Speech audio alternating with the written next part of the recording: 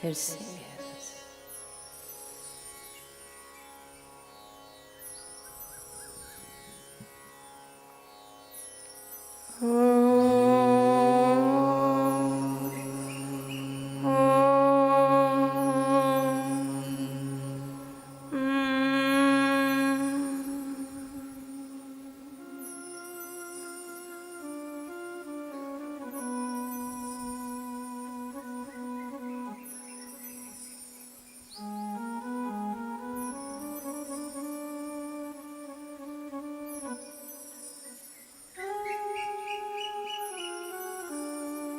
फिर से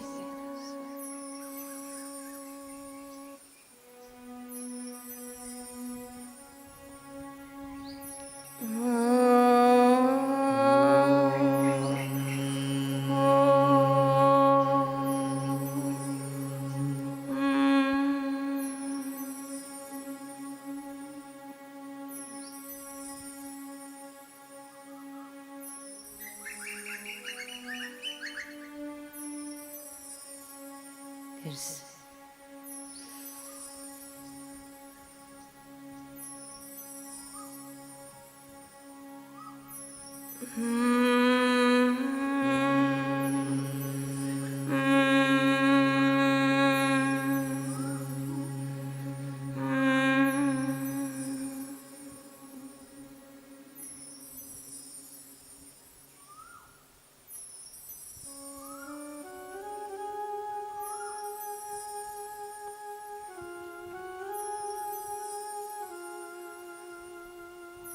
फिर से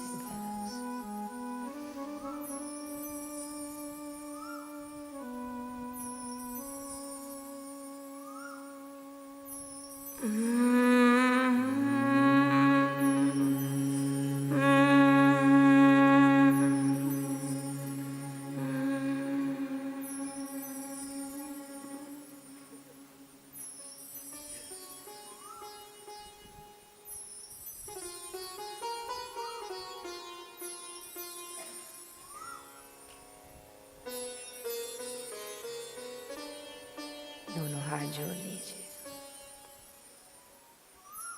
गुरुर्ब्रह्मा गुरुर्विष्णु गुरुर्देवो महेश्वरा गुरुर्साक्षात् परब्रह्मा तस्मै श्री गुरुवे नमः तस्मै श्री गुरुवे नमः गुरवे नमः। गुरुवे नमः त्वमेव माता च पिता त्वमेव त्वमेव बन्धु च सखा त्वमेव त्वमेव विद्या द्रविणं त्वमेव त्वमेव सर्वं मम देवदेव साई त्वमेव सर्वं मम देवदेव मङ्गलं भगवान् विष्णु मङ्गलं गरुडध्वज मङ्गलं पुण्डरीकाक्ष मङ्गलाय तनोहरि सर्वमङ्गलं माङ्गल्ये शिवे सर्वार्थिसाधिके शरण्ये त्र्यम्बके गौरी नारायणी नमोऽस्तु ते मा शक्तिस्वरूपा नमोऽस्तु ते ब्रह्मचारिणी नमोऽस्तु ते प्रकृति देवी नमोऽस्तु ते घट घट वासी नमोऽस्तु ते महालक्ष्मी स्वरूपा नमोऽस्तु ते करुणारूपा नमोऽस्तु ते मंगलकर्णी नमोऽस्तु ते अमंगलहारी नमोऽस्तु ते देवी नमोस्तुते देवी नमोऽस्तु ते प्रकृति नमोस्तुते प्रकृति नमोऽस्तु ते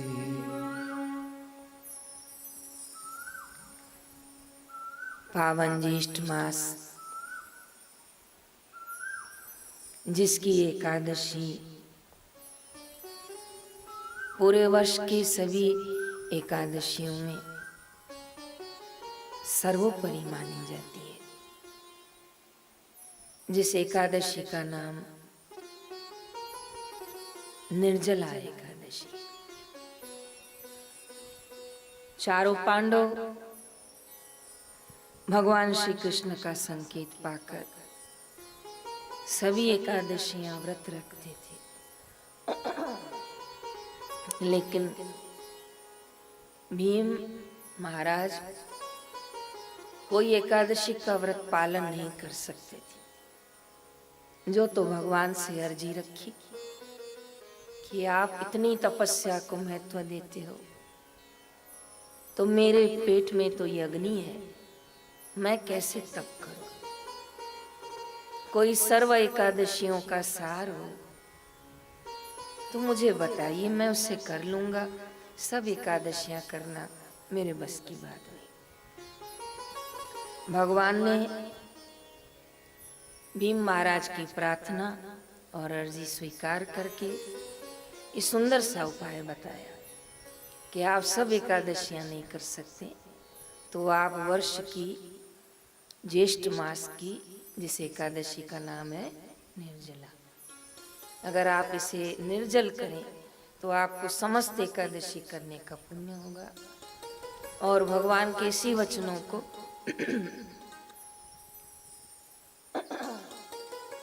माइक चेंज करना, भगवान के इन्हीं वचनों को स्वीकार करके भीम ने ये दृढ़ निश्चय किया कि मैं इस एकादशी का व्रत करूंगा।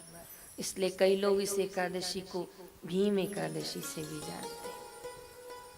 कहने का अर्थ है कि जीवन में तपस्या जरूर होनी चाहिए। पांचों पांडव जिन्होंने भगवान कृष्ण की विशेष कृपा पाई, और ये 5 पांडव में से जो अर्जुन है, ये गीता का ज्ञान का जो निमित्त बने, और ऐसे भगवत गीता जो समस्त संसार को वरदान रूप मिली, उसके कारण भी 5 पांडव हैं। लेकिन इन पांडवों को भी भगवान ने कई जगह पर तपस्या करवाई है। आप लोग कई बार पंजाब हिमाचल भ्रमण करते होंगे तो बताते हैं कि यहाँ पांडवों ने तप किया है। कभी आप हरिद्वार आश्रम आएंगे तो सप्तऋषि मार्ग पे 5 पांडव और द्रौपदी का वहाँ पर आकृति बनी है, तो कहते हैं यहीं से स्वर्ग आरोहण प्रारंभ किया था, तपस्या की थी। और कल भी परसों नादौन आश्रम हिमाचल में, उसके सम्मुख एक जलधारा गंगा जी की बहती आ रही थी। कई लोग स्नान पान के लिए जा रहे थे, तो समिति वालों ने बताया कि इसकी ऐसी कथा है कि द्रौपदी को प्यास लगी थी और पांडवों ने यहीं पर माँ गंगा का आह्वान किया। तो कहने का अर्थ है कि कितनी तपस्या होगी उस समय पर, जो तो जल पीने की भी नहीं रहा होगा, तभी ऐसा आह्वान किया गंगा जी का। और उसके बाद समस्त संसार वहाँ पर गंगा जल स्नान भी करता है, पान भी करता है। कहने का अर्थ है कि संत महापुरुषों को तपस्या प्रिय है। भगवान शंभ सदाशिव भी माँ पार्वती को वर स्वरूप में मिले, तो उसका कारण माता पार्वती की तपस्या है। और अगर आप किसी भी ऋषि महापुरुष का नाम लें तो आप उनके जीवन में मूल में तपस्या जरूर देखें। बिना तपस्या के तो कभी सोना भी निखरता नहीं है। और आपकी भाषा में कहूँ तो बिना गर्म किए तो दूध भी दूसरे दिन तक नहीं चलता। अगर उसे भी चलाना होता है तो ये आजकल फ्रिज की व्यवस्था हो गई, नहीं तो 2 बार इसको तपाना पड़ता था, तो फिर कल तक चल पड़ेगा। तो तपस्या जीवन का अनिवार्य अंग है। और उसमें भी आप लोग जिन्होंने ईश्वर प्राप्ति का मार्ग चुना है, जिन्होंने पूज्य बापू जी को अपने हृदय में सदगुरुदेव के आसन पर बिठाया है, ऐसे ईश्वर प्राप्ति के राही को, ऐसे साधना के पथ पर चलने वाले हम सभी साधकों को हर एकादशी करनी चाहिए। हाँ, कोई शॉर्टकट ढूंढता है तो फिर भीम एकादशी सम्मुख खड़ी है, लेकिन कोई चाहता है कि नहीं, ना जाने हमसे मन से, वचन से, कर्म से कई बार बहुत सारी छोटी मोटी गलतियां और पाप हो जाते हैं। कई बार चींटियों की बड़ी लंबी लाइन चलती होती है और हमको ऐसी दवाई डालनी पड़ती है जो वो आगे नहीं बढ़ पाए। कई बार मच्छरों के लिए हमसे हाथ से हो जाता है, पोछा लगाते हुए कितनी बार हो जाता है, बाथरूम में एसिड डालकर साफ करते हैं, कई बार छोटे मोटे हो जाते हैं। और माताओं से भी कई बार गर्भ गिराने का पाप हो जाता है, इसको भ्रूण हत्या कहते हैं। उसकी संसार में कोई क्षमा याचना नहीं है, लेकिन फिर भी संतों ने कहा कि ऐसी महिला को भी जतन करना चाहिए कि वो एकादशी का व्रत करके पति पत्नी दोनों शाम को दिया करके पीपल पर, तुलसी पर माफ़ी मांगे कि कोई जीव संसार में आने वाला था और हमने आने से पहले उसके कर्म बंधन सब काट के फेंक दिए। तो इससे भी जीव की यात्रा कई बार लंबी हो जाती है। आप समाज में कई बार देखते होंगे कि कई पति पत्नी बहुत जतन करते हैं, फिर भी उनको संतान नहीं होती है। उनके सास ससुर आशीर्वाद दिलाते हैं, जो तो व्रत करवाते हैं, जो तो मंदिरों में भेजते हैं, कई बार वो बात नहीं बनती है। क्यों नहीं बनती है? क्योंकि ये पिछले जन्मों का लेखा चोखा चल रहा है। तब समाज, मनुष्य हैरान हो जाता है कि मैंने क्या कर्म किया था। तब कोई कहता है भाई संत के पास जा, एक संत ही समर्थ है जो भाग्य के कुछ लेखे चोखे काट सकते हैं। ऐसा ही एक उदाहरण बम्बई का मैं आपको सुनाऊंगी। एक बहन थी जिसकी शादी को 1.5 साल हो गया था। डॉक्टरों को दिखा रही थी कि समय हो गया, ससुराल मायके वाले पूछते हैं, लेकिन डॉक्टरों ने कह दिया कि जो आप दोनों की स्थिति है तो 7-8 साल तो आपको कोई संतान नहीं होगी। उनके ससुराल वाले पूज्य बापूजी से दीक्षित थे, खुद तो नहीं थी, लेकिन ससुराल वालों को देख के वो भी गुरु ब्रह्मा गाने लग गई थी। सुबह बापूजी को प्रणाम करने लग गई थी। जब बापूजी बम्बई पधारे तो ससुराल वालों ने कहा कि चलो गुरु पूनम है, प्रणाम करने तुम भी चलो। तो वो प्रणाम करने गई और टोकरी में फल लेकर गई। अच्छे संस्कार होंगे मायके के कि कभी संतों के पास खाली हाथ बोलो नहीं जाना चाहिए। वो हमको पता नहीं कौन सा खजाना लुटाने वाले, वो हमको पता नहीं कौन सा अद्भुत ज्ञान देने वाले। हम दे दे के नश्वर देंगे और संत दे दे के, बोलिए कबूल कीजिए, शाश्वत देंगे। हम दे दे के संतों को नश्वर देंगे और संत दे दे के हमको शाश्वत देंगे। आप ले आके क्या ले आओगे? फल, वस्त्र, सोना, चांदी, पैसा और क्या ले आओगे? लेकिन ये जितनी चीजें ले आओगे वो सब, बोलिए जोर से बोलिए, नश्वर। यहीं से कमाए यहीं छोड़ोगे।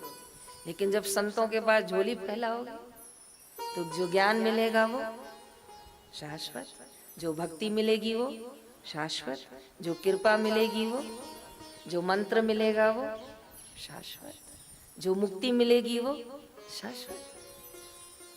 बड़ा अटपटा सौदा है। हम क्या ले जा सकते हैं और वो क्या नहीं दे सकते। आज दिया है तभी तो 10 साल हो गए, तो भी समाज गुरु जी को साधक कभी भूल नहीं पाएंगे, क्योंकि झोलियां भर भर के दी है। तो वो बहन गई तो ससुराल वालों के साथ थी और फल की टोकरी थी, बहुत सुंदर सजाए थे फल छोटे छोटे। गुरु जी की दृष्टि पड़ गई कि फल सजा के ले आई हैं बंद करके। गुरु जी ने कहा इधर ले आ, और सब बापूजी को बांटने में सहूलियत हुई क्योंकि वो पैक करके लाई थी। तो गुरुजी ने बांटा तो उसकी पूरी टोकरी खाली हो गई। तो पूरी कांप रही थी क्योंकि कभी उन्होंने दर्शन तो किए नहीं थे, उनके ससुराल वाले दीक्षित थे। तो वो प्रणाम करके जब पीछे हटी तो गुरुजी ने कहा इधर आ, संतों के यहाँ से खाली टोकरी नहीं ले जाते। इतना गुरुजी का बोलना और टोकरी में एक सेब फल बापूजी ने डाल दिया, तो भी वो पूरी कांप रही थी। गुरुजी कहे कांप क्यों रही है? तो कहा मैं आपके सम्मुख नहीं खड़ी हो सकती, कल जा सेब फल खा। तो ससुराल वाले इतने खुश हो गए कि साधक तो हम हैं, बाजी तू मार के आ गई, हमको तो प्रसाद नहीं मिला, तेरी टोकरी में फल आ गया। और इतनी खुश हो गई। और जो फल उसने खाया, क्या पता किस रूप में आके नारायण मिल जाएगा, क्या पता किस रूप में महापुरुष किसको दे देते हैं, पता ही नहीं चलता। बस वो फल उन्होंने खाया और वही 2 महीने के बाद उन्होंने अपने घर वालों को खबर दी कि गुरु कृपा से मेरे दिन भले फूले हैं। और सुंदर कन्या का उनके घर जन्म हुआ, जयराम जी की। और वो उसी डॉक्टर के पास लेके गई थी जिन्होंने कहा कितने साल लगेंगे, 7 साल। तो उसको जब दिखाई बच्ची तो डॉक्टर ने पूछा किसकी लाए हो, तो कहा हमारी खुद की लाए हैं। तो कहा नहीं हो सकता, तो कहा हो सका है, संभव है। तो कहा कैसे, कहा गुरु कृपा से सब कुछ संभव है। वैसे तो मैं एक उदाहरण बता रही हूँ, पता नहीं साधकों में, जनता में ऐसे कितने अनुभव हैं कि बापू ने कितनों की झोली भरी है। और आज भी मैं देख रही हूँ तो मैं लेट आई, पीछे आई और बापूजी तो दौड़े दौड़े आपके पास मुकेरिया पहले आ गए हैं। तो ये कृपा नहीं है तो और क्या है? ये संत कृपा क्यों करते हैं? पूछोगे तो एक ही उत्तर दूंगी, ये संतों का स्वभाव है। बोलो तो, ये संतों का स्वभाव है। जैसे किसी किसी का स्वभाव होता है कि वो झगड़ा किए बिना नहीं रह सकता, किसी किसी का स्वभाव होता है वो सुपारी पान मसाला खाए बिना नहीं रह सकता, किसी का स्वभाव होता है कि वो रोज थोड़ा घूमने के बिना नहीं रह सकता। सबका अलग अलग स्वभाव होता है। ऐसे संतों का स्वभाव है कृपा करना, संतों का स्वभाव है कृपा बरसाना, संतों का स्वभाव है सत्संग लुटाना। और आजीवन पिछले 45 वर्षों से बापूजी ने ऐसा सत्संग वर्षा समस्त प्राणी मात्र पर लुटाई है। और आज भी साधक श्रद्धा भाव के सुमन लेकर यदि आश्रम में आते हैं तो बापूजी ने आज भी कृपा लुटाने में कोई कमी नहीं की है। इसका प्रत्यक्ष प्रमाण आप लोग देख रहे हैं।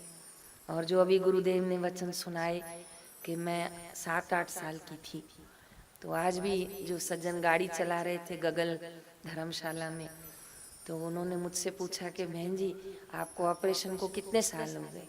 तो मैंने कहा 41 साल हो गए। तो वो बिल्कुल चुप हो गए। मैंने कहा क्या हुआ? तो कहा इतनी साल तो बॉल चलता नहीं है। मैंने कहा देखो चल नहीं रहा, दौड़ रहा है। तो कहा बहन जी इसकी उम्र तो 15-20 साल से ज़्यादा नहीं होती है। मैंने कहा डॉक्टरों ने भी यही कहा था कि इसकी उम्र तो नहीं है ज़्यादा। मैं 6 साल की थी तब ऑपरेशन हो गया था। तो इतना बड़ा कट लगाया। मुंबई की बहुत बड़ी हॉस्पिटल है जसलोक, लेकिन मेरे पिताजी को बता दिया था कि ये लंबी आयुष्य नहीं चलेगी। तो भी मेरे पिताजी ने कहा जितना जिएगी हमको खुशी होगी। हमने अपनी तरफ से तो इसको ठीक करने की कोशिश की। तो जो उन्होंने ठीक करवाया 15-20 साल था, लेकिन कृपा बरसी बापूजी को। जो तो मुझे अहमदाबाद जाने मिला, मुझे सारस्वती मंत्र मिला, मुझे गुरु मंत्र मिला। और चरण धो के मैं बापूजी के प्रणाम करके आचमन लेती हूँ कि जो तो मुझे आश्रम में रहने का बापू ने अवसर दिया। विश्वास करना, मेरी ज़िंदगी में 2 ही लक्ष्य थे, एयर होस्टेस बनना है, टीचर बनना है। मेरे तो ज़िंदगी में मुझे ये होश नहीं था कि मुझे गुरुदेव के दैवी कार्य में सेवा करना मिलेगा। मुझे आजीवन ब्रह्मचार्य का बापू आशीर्वाद देंगे और मुझे फल जाएगा। मैं गुरुदेव के चरणों को छूकर बोल रही हूँ, मेरा ऐसा कोई लक्ष्य नहीं था, न मेरे सपने में था। पर जैसे मैं गुरु चरणों में आई, मुझे मंत्र दीक्षा मिली, बापू ने कृपा बरसाई और मैंने मांगा कुछ और था और गुरुदेव ने दिया कुछ और है। और जो दिया है वो ऐसा खजाना है, वो ऐसा खजाना है कि मेरी वाणी उसकी व्याख्या और बखान करने में समर्थ नहीं है। इतनी उसकी महिमा गा सकती हूँ कि बापूजी ने दिया है वो पूरा संसार मिलकर भी हमें दे नहीं सकता। वो कृपा बरसाई है। आप लोगों में से किसी को बापूजी ने पुत्र दान दिया होगा, कभी बापूजी ने किसी को दीक्षा का दान दिया होगा, पर मुझको तो कृपा करके बापू ने श्वासों का दान दिया है, आयुष्य का दान दिया है। और आज भी मैं बहुत बापूजी की ऋणी हूँ। तन मन धन से रोम रोम से बापू को प्रणाम करती हूँ कि आज गुरुदेव मेरे सिर पर हाथ न रखते तो मैं उल्लासनगर के एक साधारण परिवार में रहती और 4-5 लोगों की सेवा करती। लेकिन आज बापूजी ने सिर पर हाथ रखा है तो हजारों लाखों की सेवा के काबिल बनाया है। ये गुरु कृपा है। तो आज तो मुकेरिया वालों के भाग्य खुले हैं। कान के पीछे काला टीका लगा लेना। जो तो इतने सालों से आप सोच रहे थे हम कभी जोधपुर जाएं, हमको बापूजी के दर्शन हो, बापूजी को हम देखें, और आज बापूजी ने वो सब मनोरथ आपके यहीं नए इस पंडाल में आपके संकल्प पूरे हो गए हैं। जो तो आपको अद्भुत कृपा प्राप्त हुई है। तो मैं निवेदन करूंगी कि ऐसी कृपा जो आपको प्राप्त हुई है, इस कृपा का मूल्य जाने। जो वस्तु का मूल्य जानता है ना, वो वस्तु को संभाल कर रखता है। जो वस्तु का मूल्य नहीं जानता, उसकी वस्तु इधर उधर पड़ी रहती है। गुरु कृपा अनमोल है, गुरु कृपा अमूल्य है। जो आपको दीक्षा में मंत्र मिला है ना, ये अनमोल है, अमूल्य है। विश्वास करना, 10 सालों से विदेशों से साधक आए हैं, जोधपुर घंटों घंटों दिनों दिन खड़े रहे हैं, प्रार्थना पत्र भेजे हैं, हमको दीक्षा मिले, पर 10 साल में किसी को भी दीक्षा नहीं मिली। अब कृपा बरसी, जो बच्चों को सारस्वत मंत्र मिलने लग गया है। लेकिन हम वो भाग्यशाली साधक हैं जिनको बापू ने अपने मुखारविंद से क्या दिया है, गुरु मंत्र, जो तो अब मिलना बड़ा मुश्किल हो गया। लाखों में कोई एक को जाके मिलता है, और पहले तो लाखों को मिल गया। तो हम वो कृपा पात्र हैं जिनको बापू ने गुरु मंत्र दिया है। तो इस गुरु मंत्र की महिमा जाने, क्या कि गुरु मंत्र ओमकार सहित लिया है। एक माँ विधवा थी, बेटा बड़ा किया, पिता जौहरी था उसका, सोचा इसको भी जौहरी का काम सिखाऊंगी। एक उसके पति हीरा रख के गए थे डब्बे में, बाई को तो समझ थी नहीं, उसको लगा बहुत कीमती है, संभाल के रखी। बेटे को कहा कि तू ये काम सीख जा, परखना, फिर देख तेरे पिताजी को हीरा रख के गए। तो जौहरी का एक मित्र था पड़ोस के गांव में, वहाँ विधवा माई अपने बेटे को ले गई, कहा इसको लायक बनाओ। तो कहा 1 साल लगेगा, मैं पक्का जौहरी बना के दूंगा। कहा 6 महीने में एक बार घर भेज देना। ठीक है। साल भर पिता के मित्र के पास रहा और पूरा हीरा परखना, तराशना, इसके आंकड़े कितने हैं, इसको कोने कितने हैं, इसकी चमक कितनी है, जो भी उनका होता होगा वो सीख गया। 1 साल बाद माँ बड़ी धन्यवाद करने गई कि आपने मेरे बेटे को लायक बनाया। और जब वो घर आया तो माँ ने वो डब्बा खोल के दिया कि देखो तुम्हारे पिताजी जो ये रख के गए हैं कितना कीमती है। तो जब उसने खोला तो बोला माँ ये तो नकली है, जयराम जी की। माँ बड़ी दुखी हो गई और उस मित्र के पास गई, पति के जो मित्र थे, उसको वो हीरा दिखाया था साल भर पहले, लेकिन उस मित्र ने कहा था संभाल के रखो, मैं फिर आपको उत्तर दूंगा। जब वो 1 साल बाद पता चला वो नकली है, तो वो माई उसको पूछने गई कि आपने 1 साल पहले क्यों नहीं बोला ये नकली है। तो मित्र ने हंसकर जवाब दिया कि 1 साल पहले बोलता तो तुम लोग हिम्मत हार जाते, और मैंने सोचा 1 साल में तेरा बेटा परखना सीख जाएगा तो सच्चाई तुझे खुद ही बता देगा कि असली है कि नकली है। मैंने तो परखना सिखा दिया। तो महापुरुष जो दीक्षा देते हैं ना, तो क्या सिखाते हैं, हमारी आँख को परखना सिखाते हैं। जैसे जौहरी ने विधवा माई के बेटे को परखना सिखाया कि क्या असली है और क्या नकली है। ऐसे महापुरुष जब सत्संग करते हैं, महापुरुष जब दीक्षा देते हैं, सतगुरु जब कृपा करते हैं, तो हमारी आँखों में नूर देते हैं, हमारी बुद्धि में प्रकाश देते हैं। किस चीज़ का प्रकाश देते हैं कि अब तुम परखो कि संसार असली है कि, बोलिए, नकली है। रिश्ते असली हैं कि नकली है। धन दौलत असली है कि नकली है। संपदा असली है कि नकली है। और अंत में जरूर कहूंगी कि शरीर असली है कि नकली है। गुरु एक एक में थोड़ी सिखाएंगे, उसको इतने सारे हीरे थोड़ी सिखाए, उसको तकनीक सिखाई कि सीख परखना। ऐसे ही गुरु महापुरुष परखना सिखाते हैं, जिसको शुद्ध भाषा में कहते हैं कि निरीक्षण करना सिखाते हैं, सही क्या है और गलत क्या है। नश्वर क्या है और शाश्वत क्या है, ये महापुरुष दृष्टि देते हैं। और जैसे जैसे आप महापुरुषों की दृष्टि को अपनाते जाओगे तो गाते जाओगे कि नजर बदली तो नजारे बदले, कश्ती ने बदला रुख तो किनारे बदले। आज हम भी साधारण व्यक्तियों के जैसे इस समय घर में होते तो चाय बिस्किट खाते होते, लेकिन हमने मांग रखी, हमें 2 दिन सत्संग चाहिए, हमें सुबह ध्यान सत्र चाहिए, हमें गुरु प्रसाद चाहिए, हमें ऐसा आयोजन चाहिए कि जहां हम अपने निज स्वरूप की ओर यात्रा कर सकें। तो ये भावना कब उठती है, ये भूख कब लगती है, ये जागृति कब आती है? जब संत महापुरुष क्या करते हैं, कृपा करते हैं। और कृपा कैसे करते हैं कि नाम जपना सिखाते हैं। कृपा कैसे करते हैं कि सत्संग सुनाना सिखाते हैं।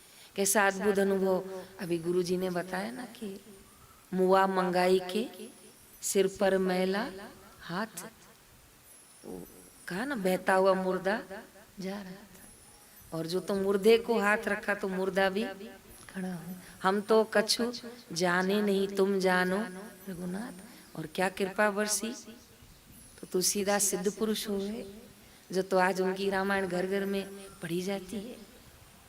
तो कहाँ तो तुलसीदास जी ऐसे लोगों में थे कि आप लोगों ने सुना है कि उनकी पत्नी मायके गई थी रत्नावली, तो नदी में सांप को पकड़ के तो दीवार चढ़े, मुर्दे को तो पकड़ के बाहर आए थे। जो तो उनकी पत्नी ने उनको टोका, और जो टोका तो क्या प्रकाश हो गया, जो तो रामचरितमानस जैसा अद्भुत ग्रंथ, चौपाइयां, समस्त संसार आज भी गाता है। तो ये क्या है, तो अंदर का प्रकाश जग जाता है। बापूजी आज भी क्यों कृपा बरसा रहे हैं कि शायद कोई फिर से जग जाए, जग जाए तो अपने लक्ष्य की ओर चल पड़े, और चलेगा तो कभी न कभी अपने लक्ष्य की ओर पहुंचेगा। तो हम महापुरुषों को कोटि कोटि प्रणाम करते हैं, नमन करते हैं, वंदन करते हैं कि प्राणी मात्र का कल्याण करने में बापूजी ने कभी कमी नहीं रखी है, और आज भी कमी नहीं है। मुकेरिया वाले सुनोगे तो गदगद हो जाओगे।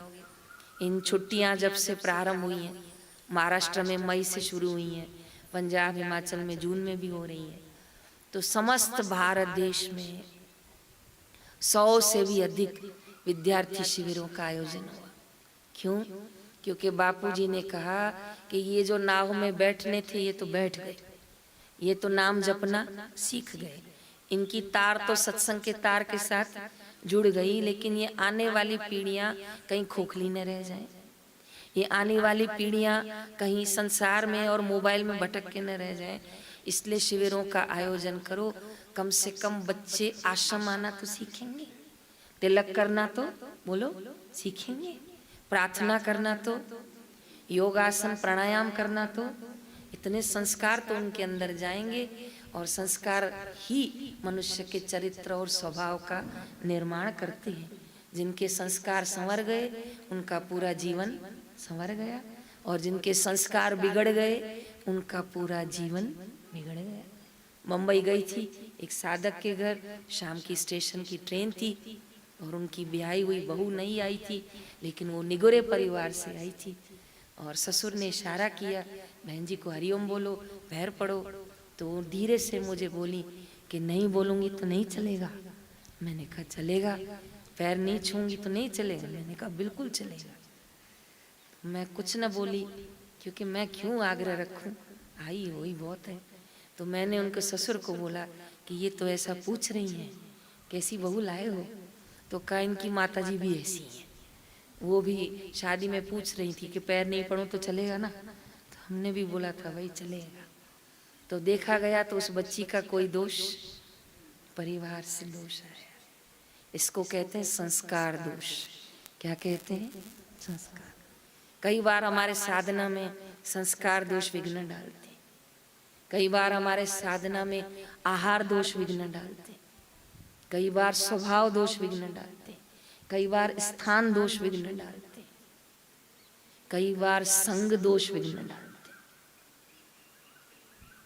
जयराम जी की आज धर्मशाला के साधक बता रहे थे कि कुछ वर्ष पहले जब बापू हिमाचल आए थे तो बापूजी रोड से जा रहे थे, आगे की ओर सत्संग था 15 किलोमीटर की दूरी पर।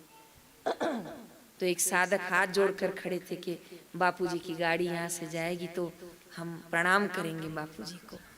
तो पति पत्नी और उनके एक रिश्तेदार खड़े थे हाथ जोड़कर। इतने में गुरुजी ने उनके हाथ जोड़कर देखे तो गाड़ी स्लो की। कहा, कौन हो तुम, यहाँ क्यों खड़े हो? कहा, बापू हम साधक हैं। अच्छा, कहाँ रहते हो? बस बापू यहाँ से 10 कदम अंदर रहते हैं। तो चलो चलो। तो वो दौड़े और बापू की गाड़ी पीछे पीछे। और वो तो घर उनका बिखरा पड़ा था। जैसे वो छोड़ के गए थे, उनको क्या पता कि स्वामी जी पूछ लेंगे कि घर कहाँ है और बोलेंगे चलो। और जैसे वो लोग आए तो कहा, बापूजी 1 मिनट, उनको लग रहा था घर थोड़ा तो ठीक करें बैठने जैसा। तो इन्होंने आंगन में बापूजी को बहुत सुंदर बैठने के लिए कुर्सी दे दी और एकदम सामने बर्फ का पहाड़ जयराम जी की। तो बापूजी वहीं बैठ गए। कहा, मैं अंदर नहीं आ रहा हूँ, मैं यहीं बैठा हूँ। और बापू घंटों घंटों वहाँ एकांत में बैठ गए।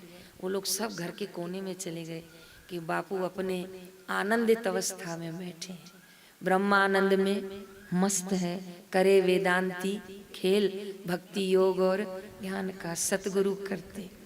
और जो तो बापू आनंद में बैठ गए, जो तो संध्या हो गई, आंखें बंद, शांत, निज आत्मा में तृप्त। और 2 घंटे बाद जब बापू की आंख खुली तो बहुत प्रेम से बोले कि यहाँ ध्यान भजन करने के लिए ज़्यादा मेहनत नहीं करनी पड़ती है, यहाँ ध्यान भजन स्वतः आनंदित हो जाता है। तो फिर उस परिवार वालों ने निवेदन किया, बापूजी अब सूर्यास्त हो गया है, आज आप यहीं शयन कर लें, आपका ही घर है। तो कहा, तुम लोग कहाँ जाओगे? तो कहा, हमारा बगल में एक और घर है। तो कहा, जाओ।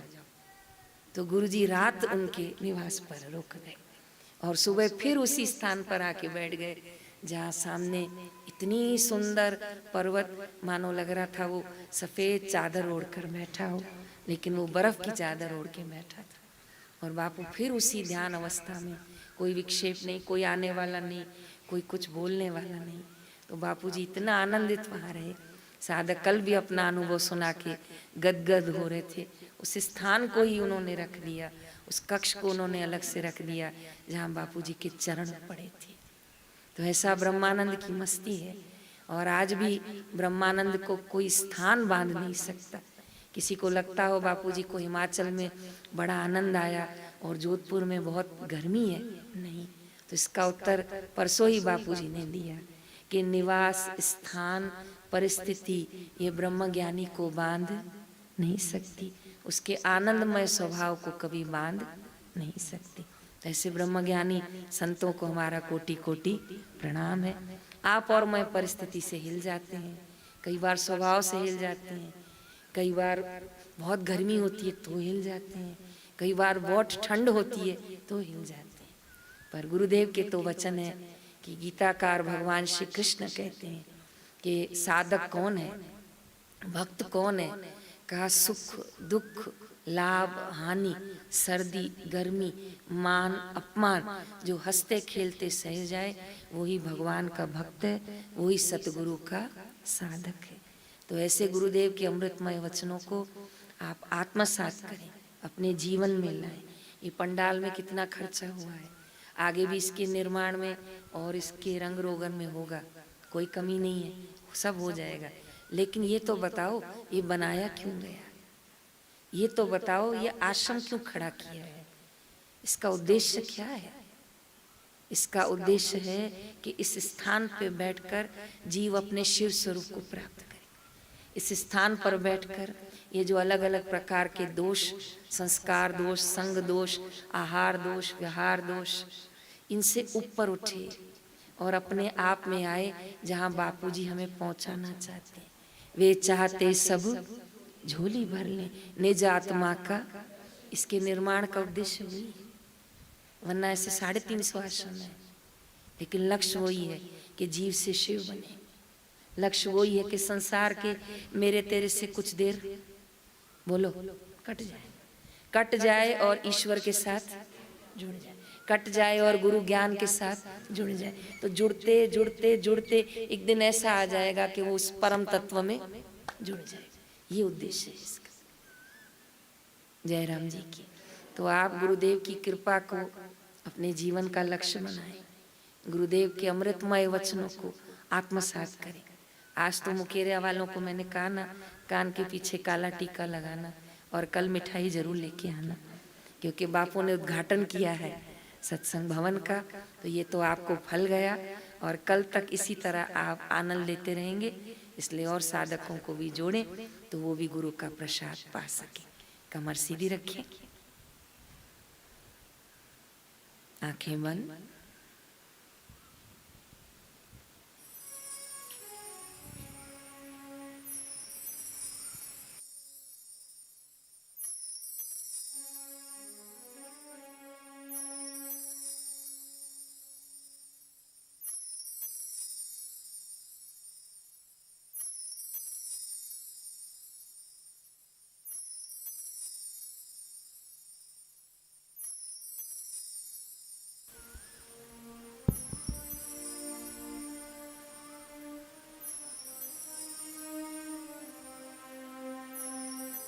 शांत, आंखें बंद। आज महामंत्र गुरुदेव ने हमें जप करने का आदेश दिया है।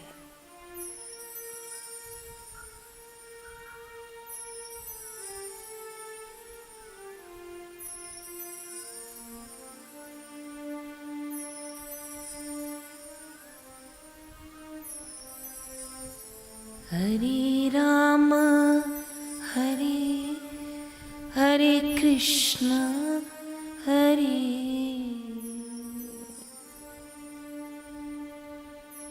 हरे कृष्ण हरे हरे राम हरे हरे कृष्ण हरे हरे राम हरे हरे कृष्ण हरे।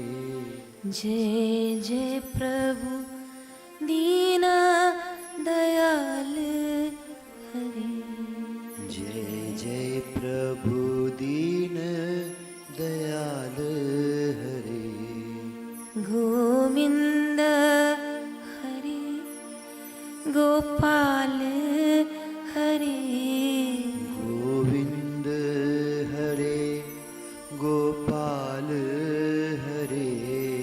गोविंद हरे गोपाल हरे। गोविंद हरे गोपाल हरे। जय जय प्रभु दीन दयाल हरे। जय जय प्रभु दीन दयाल हरे। हरे राम हरे हरे कृष्ण हरे हरे राम हरे हरे कृष्ण हरे। जय जय प्रभु दीन दयाल हरे। जय जय प्रभु दीन दयाल हरे। हरे राम हरे हरे कृष्ण हरे। हरे राम हरे हरे कृष्ण हरे। जय जय प्रभु दीन दयाल हरे। हरे राम हरे हरे कृष्ण हरे। हरे राम हरे हरे कृष्ण हरे। जय जय प्रभु दीन दयाल हरे। आंखें बंद, 2 मिनट शांत विश्रांति। आज महामंत्र गुरुदेव के मुखारविंद से मिला।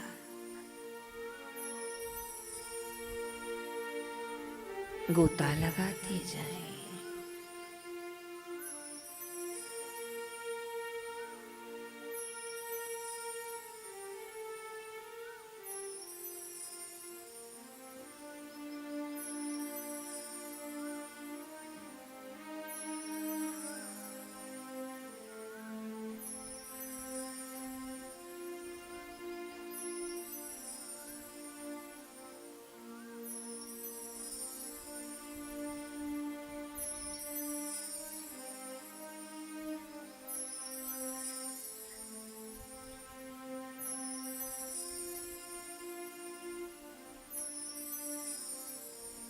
कृपा कर दो गुरुजी मैं तर जाऊंगा। कृपा कर दो गुरुजी मैं तर जाऊंगा। कृपा कर दो गुरुजी मैं तर जाऊंगा। कृपा कर दो गुरुजी मैं तर जाऊंगा। वरना संभव है मैं भी फिसल जाऊंगा। वरना संभव है मैं भी फिसल जाऊंगा। हरे राम हरे हरे कृष्ण हरे हरे राम हरे हरे कृष्ण हरे हरे राम हरे हरे कृष्ण हरे हरे राम हरे हरे कृष्ण हरे।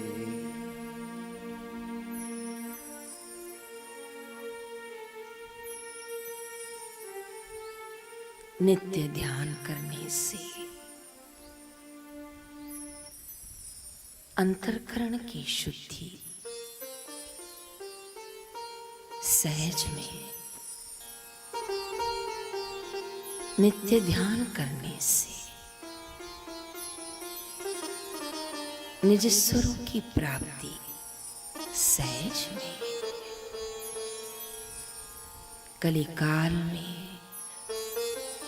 यह महामंत्र तारणहार है। भगवान का ध्यान, श्री गुरु चरणों का ध्यान कलिकाल में तारणहार है। हरे राम हरे हरे कृष्ण हरे हरे राम हरे हरे कृष्ण हरे हरे राम हरे हरे कृष्ण हरे हरे राम हरे हरे कृष्ण हरे। गुरु कृपा का जिसको भी आधार है, गुरु कृपा का जिसको भी आधार है, जिसके जीवन में गुरु सेवा सार है, जिसके जीवन में गुरु सेवा सार है, वो तो धन्य हुआ जगमन्य हुआ। वो तो धन्य हुआ जगमन्य हुआ। गुरु जैसा कहे वैसा कर जाऊंगा। गुरु जैसा कहे वैसा कर पाऊं मैं। हरे राम हरे हरे कृष्ण हरे हरे राम हरे हरे कृष्ण हरे हरे राम हरे हरे कृष्ण हरे हरे राम हरे हरे कृष्ण हरे। कण कण में प्रभु तेरी सत्ता भरी, कण कण में प्रभु तेरी सत्ता भरी। जिस ओर निहारूं हरि हरि, जिस ओर निहारूं हरि हरि। गुरु ज्ञान से मुझको दृष्टि मिली, गुरु ज्ञान से मुझको दृष्टि मिली।